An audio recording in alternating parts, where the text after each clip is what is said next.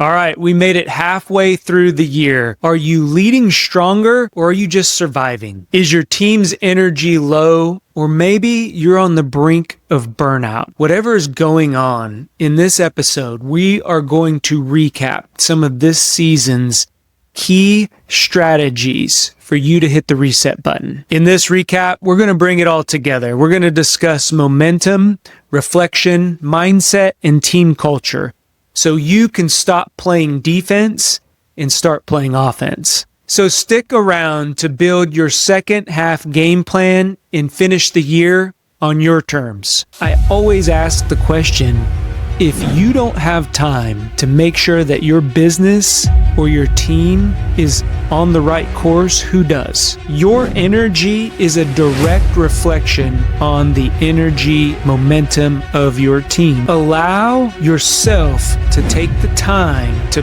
break away, to step away from your business and your team. If you are looking to grow your team, your organization, whatever that looks like, ownership mindset is an excellent way to do that.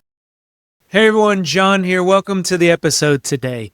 In this episode, we're going to recap season 16's key strategies for you to hit that mid-year reset. Think of a mid-year reset as, I got a sports analogy here, but every single time there's a halftime in a game, whatever sport that you like watching, what happens? They come out and there's some new strategy. Maybe there's some new tactics. Maybe they've flipped up the formation. Maybe they've started a new set of players. Whatever that looks like, there's a reason why at halftime, mid-year, we go ahead and we take a look at how the business is doing. So we reflect back. We see how the energy level is. We may need to reignite that energy. We may need to reignite that momentum, and then we restore and we rebuild to finish out the rest of the year, or in my analogy, the rest of the game. We always play to the last whistle. We always play to the last second, whatever sports analogy that you like to use. But in business, just as in sports,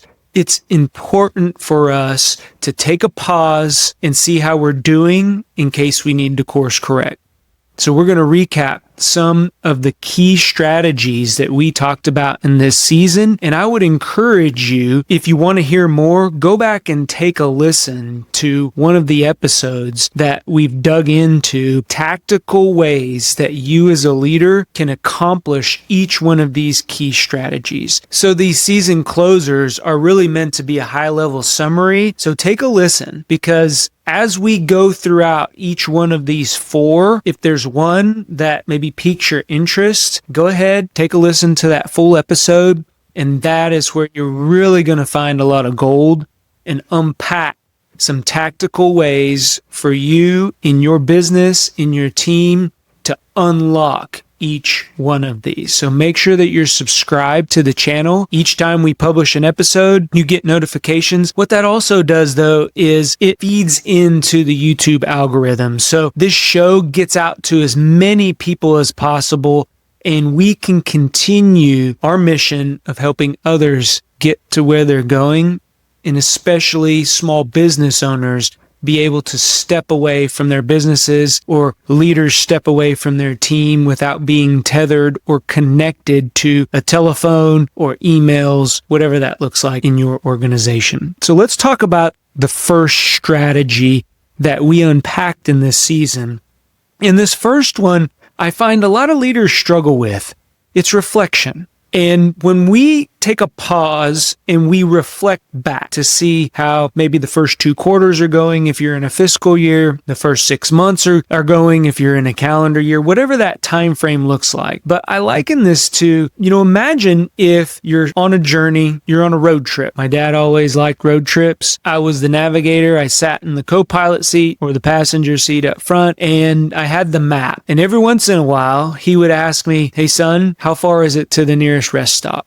Or how far is it to the next exit, or wherever the food may be, right? Well, if we never discussed that and we just kept on driving, no one would really know where we're going. And I had 2 younger siblings, and I can tell you, they were always asking the question, are we there yet? And that's very similar, though, to the feeling that your team and your employees get throughout the year. We set goals, we set the strategy at the beginning of the year, and then throughout the year, we're putting our heads down, we're working, we're in the tactical piece of running operations, the business piece. And sometimes we lose our way. Sometimes we go a different direction or we go off course and we never take a look back at the map, at the strategy to make sure that we're on the straight and narrow. We never ask, how far is that next milestone? How far is that next, what a key performance indicator? Where do we need to be aligned in order to make sure that we're going to hit that next goal or that next metric? And it's very important for us as leaders to reflect back. And so some things that we talked about here is making sure that we take some time, and whether it's I call them program management reviews.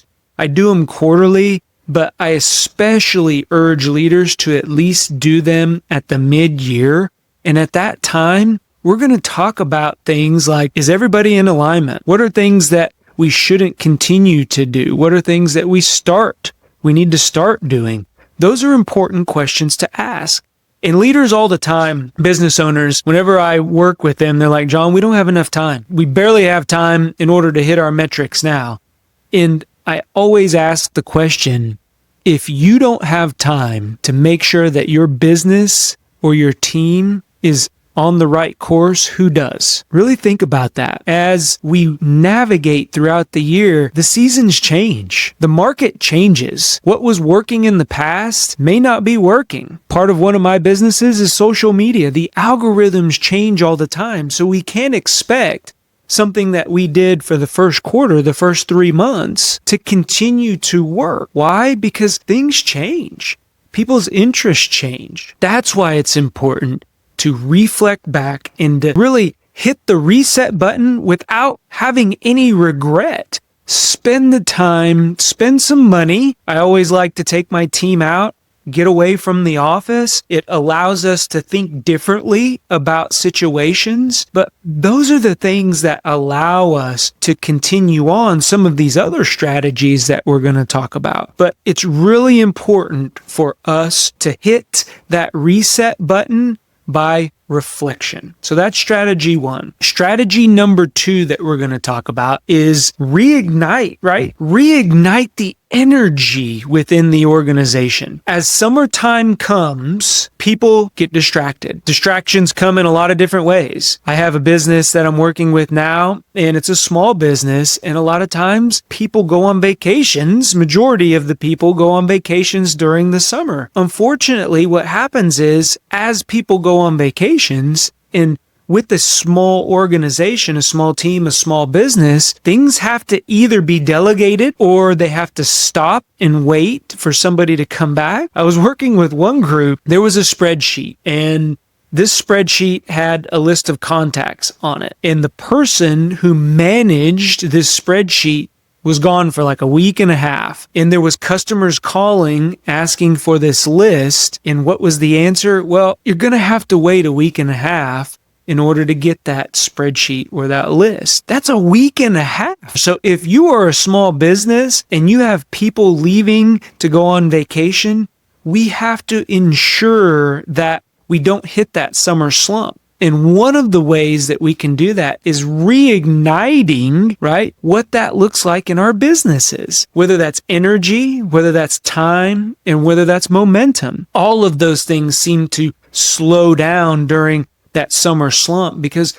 people just get distracted. They don't mean to go slow. I'm not saying that people work slower. I'm saying that more people tend to be distracted. Kids are at home. It's summertime. Vacation. Nobody wants to be inside when they can be sitting next to a pool, right? So their mind is elsewhere. And it's important for us as business owners, as leaders, to reignite that flame and that passion. And one of the ways that I love to do that is a challenge. I love a good old-fashioned challenge. When people challenge me, what happens? I mean, I'm a competitive person, and if you challenge me, my wife and I, we play gin rummy all the time, and it's a challenge. And, I'm going on a pretty good win streak here. Don't tell her.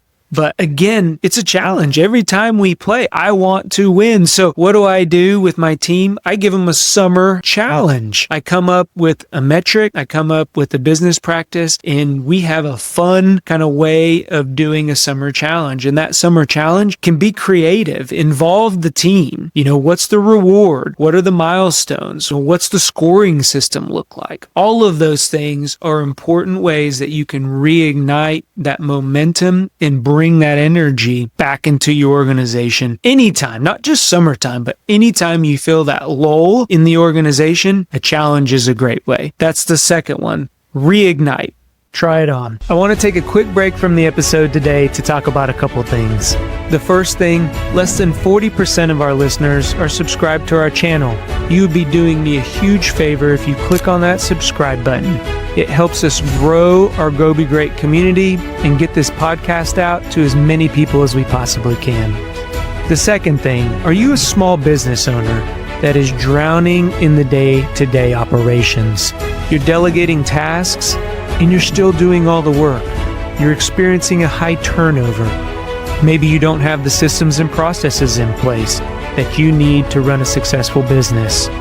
I invite you to go over to thejohnespinosa.com, fill out the form to see if you're the right fit. Now back to the episode.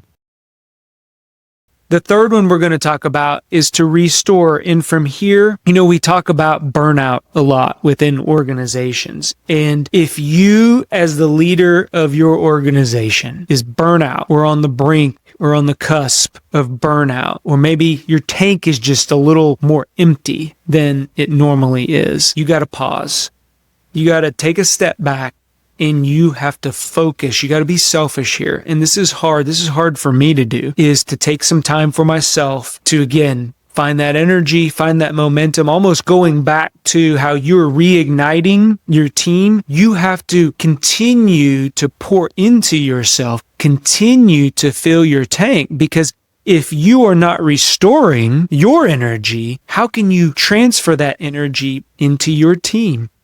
Your energy is a direct reflection on the energy momentum of your team. So if you're and everybody has a bad day. I realize that, I'm not talking about a bad day. I'm talking about a bad week or a bad 2 weeks. And if this continues to occur in yourself and you're noticing this, or somebody comes to you and asks, "Hey, John, what's going on? Is there something wrong?" That's an indicator. That's normally a sign for me to say, maybe there is something going wrong. If other people are noticing it, even though I'm oblivious to it or I choose to ignore it, those types of situations, when somebody brings me a question like, "John, is everything okay?" That's when I know that I need to take a timeout. So high performance takes a lot of energy. And if we are drained, that performance continues or will continue to decline. So we have to maintain that energy, especially if you're around a bunch of high performers. Because one thing that I found is that if I don't take vacations, or if I'm on vacation and I'm checking email or I'm responding to instant messaging, what does that tell them? That's modeling the behavior that, hey, you're on vacation, but we kind of expect you to still do your emails. We kind of expect you to still answer things or pick up the phone if I call. Don't do it.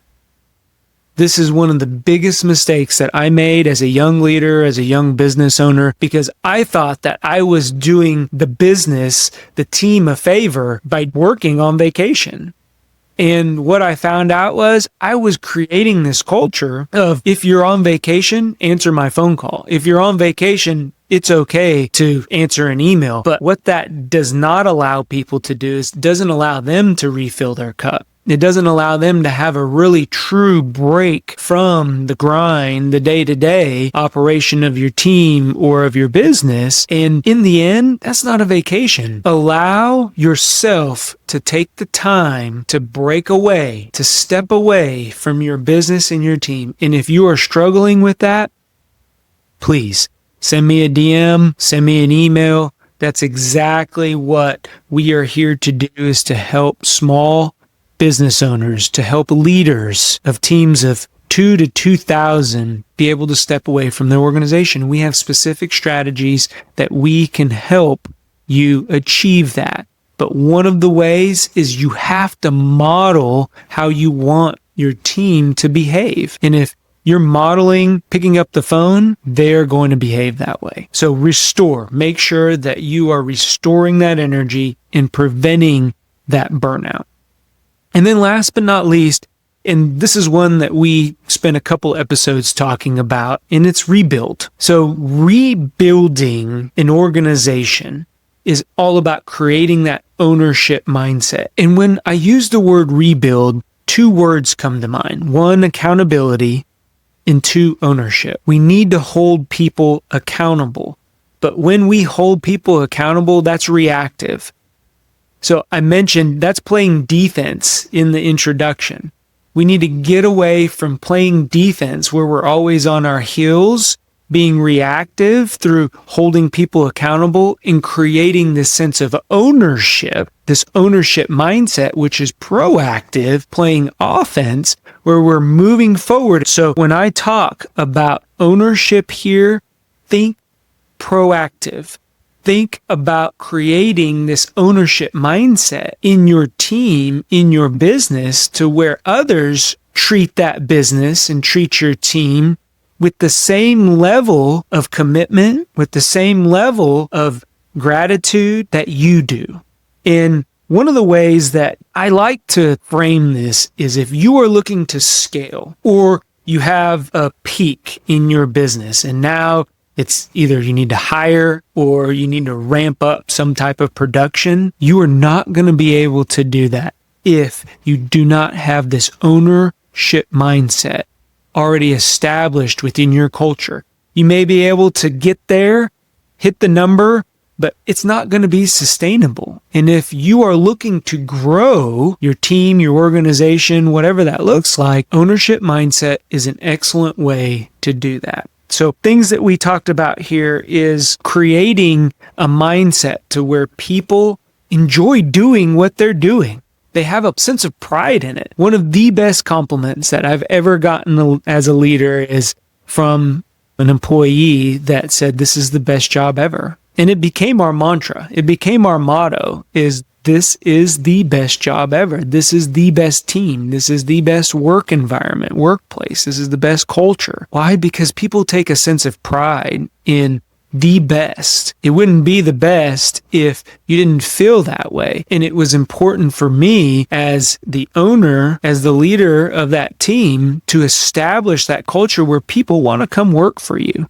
People want to come work with you. That's the important piece. People want to work with you because they feel whatever we're doing, the direction, the strategy, our vision, our mission are important to them. That's the crux of creating an ownership mindset. Very important as we look to rebuild and create this culture of ownership. So the 4 pillars that we talked about in this season: 1, reflect. We need to reflect and hit that reset button without regret. 2, reignite. So again, beat that summer slump, give them a challenge.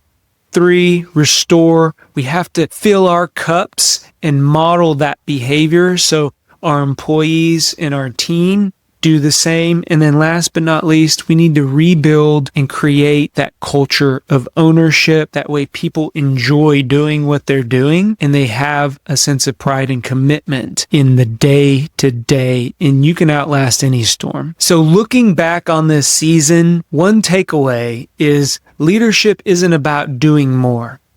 It's about leading with clarity, leading with alignment, and leading with energy.